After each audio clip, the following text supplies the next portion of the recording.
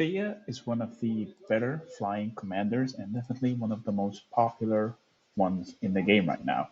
So stick around in this video where I'll be explaining how to use her, the best uses for her, and the best build possible to maximize her potential in Call of Dragons.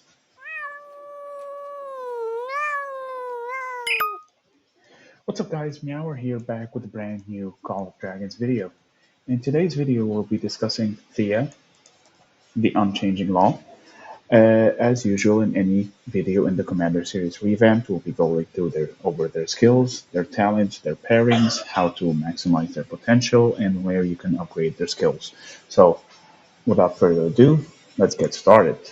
Theia is rather the only legendary flying commander in Call of Dragons right now. However, she does provide a lot of value, whether if it's in regular flying marches or in regular marches.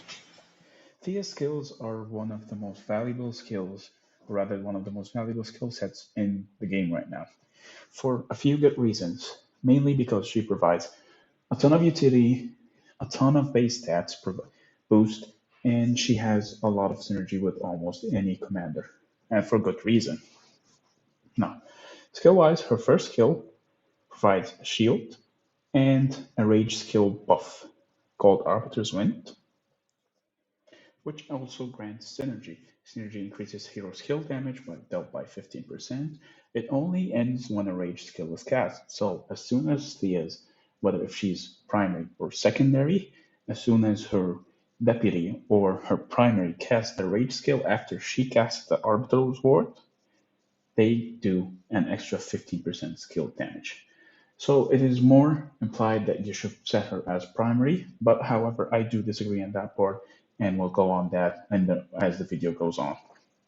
Her second skill, Oracle's Grace, increases her Legion's attack by 7%, and decreases hero skill damage taken by 7% as well, up to a max of 15%. Pretty good overall.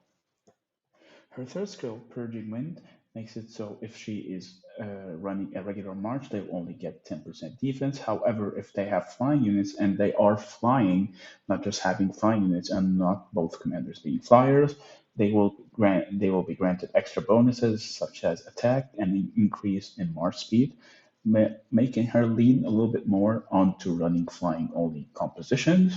However, due to lack of proper flying commanders, it is not always recommended that you should run her on a flying only exclusive flying march, but more on that in the pairing section of the video. Next up, Lex Lucius, her last skill, whenever she grants a shield, their attack increases by up to a maximum of 12%, and the max of 30% if the skill is maxed out. Pretty amazing overall. And finally, her Awakened skill now. Her Awakened skill is a little controversial as it's bugged as it stands right now, because instead of granting to a total of her Legion only +3, it only grants to one extra Legion instead of two. So I hope the developers do fix this bug. Other than that, it's just a great skill overall to have, even if shielding just one. However, it only grants the shield. It does not grant synergy to your allies. So keep that in mind.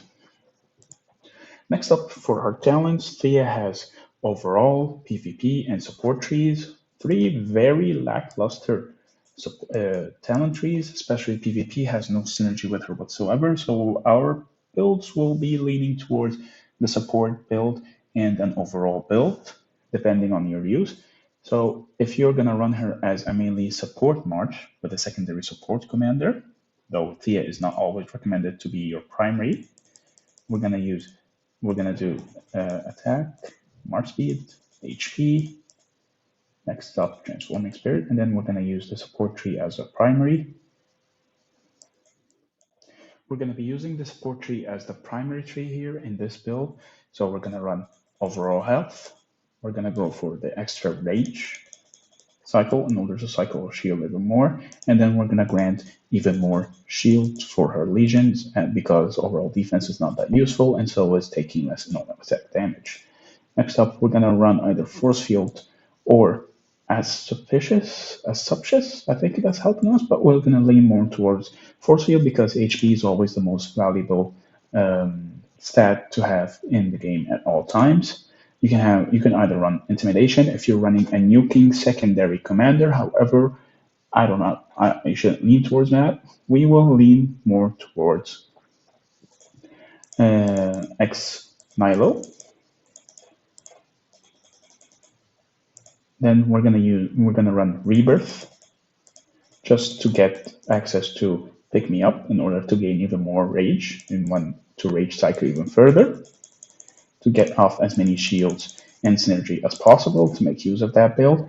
And then finally, we're going to go for Flock of Blessings. Some people might go for Punisher. However, I'm leaning more towards Flock of Blessing because if you're going to run Theia as your primary, you're going to run her as a support to utility march that will supplement your marches.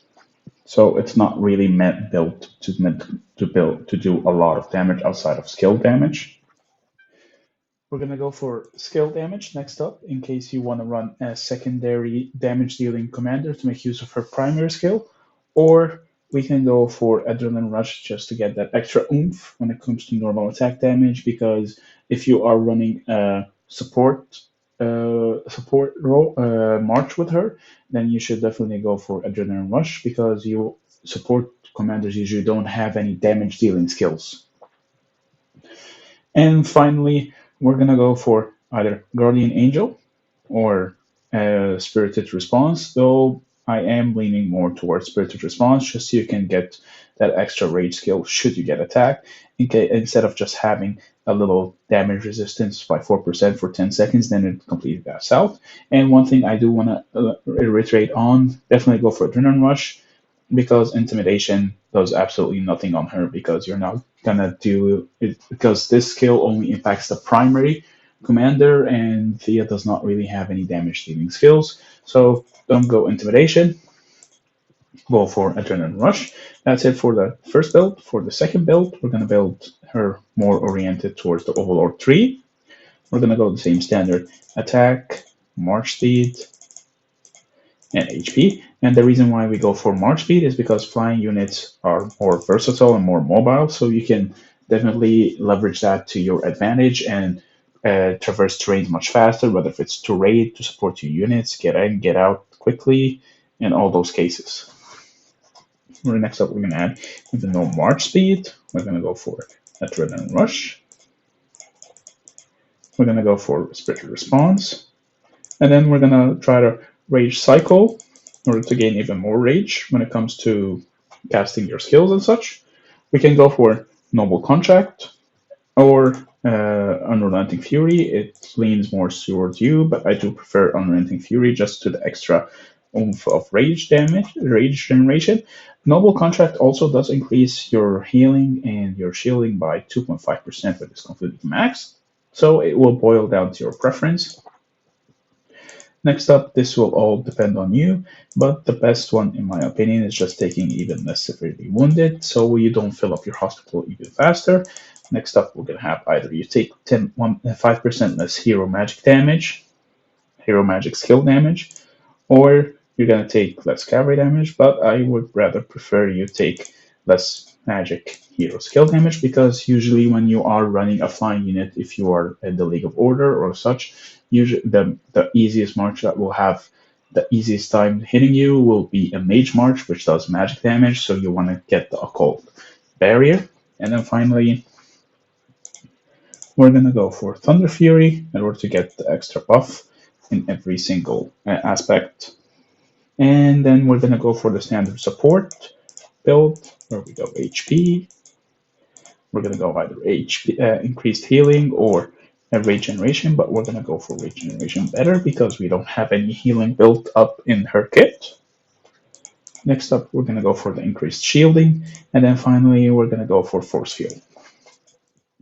Next up, we're going to be looking at Theia's pairings. Now, Theia is a very versatile commander that has potential to be paired with almost anyone and everyone.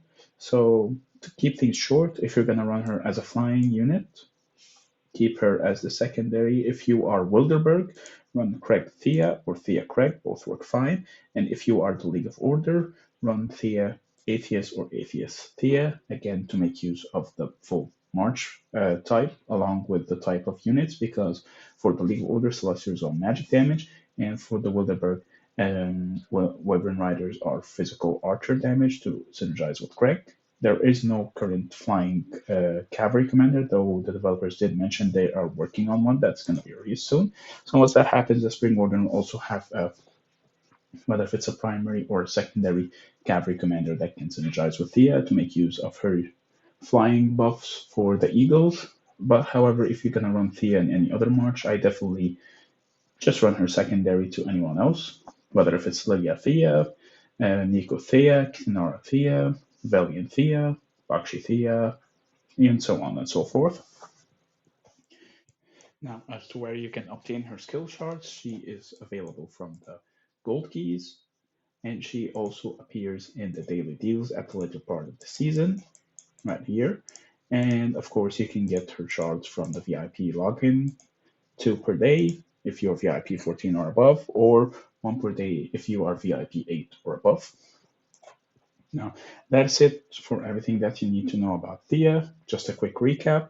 Run her secondary if she is not in a pure flying march, and you can have potential to either run her primary or secondary if you are using her in a full flying march, just to make use of her extra skill buffs, because she's either going to be a support commander or one that is used for mainly raiding. I don't recommend her that much in pure PvPs unless you have no other option and you really want to run all of the flying units and their benefits and such.